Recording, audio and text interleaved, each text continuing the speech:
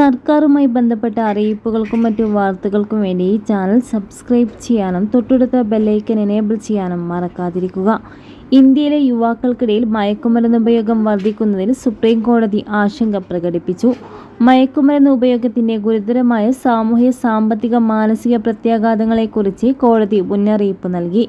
ഇത് രാജ്യത്തിന്റെ തിളക്കം നശിപ്പിക്കുമെന്നും കോടതി അഭിപ്രായപ്പെട്ടു. പാകിസ്ഥാനിൽ നിന്ന് കടൽ മാർഗം ഇന്ത്യയിലേക്ക് ഹെറോയിൻ കടത്തുന്ന മയക്കുമരുന്ന് കടത്ത് ശൃംഖലയിൽപ്പെട്ട അങ്കുഷ് വിബൻ കപൂറിനെതിരെ ദേശീയ അന്വേഷണ ഏജൻസിയുടെ അന്വേഷണം സ്വീകരിച്ചുകൊണ്ടാണ് കോടതി മുന്നറിയിപ്പ് നൽകിയത്. ജസ്റ്റിസുമാരായ ബി നാഗരത്ന, എൻ കോടീശ്വരൻ സിംഗ് എന്നിവരടങ്ങിയ ബെഞ്ചാണ് കേസ് പരിഗണിച്ചത്.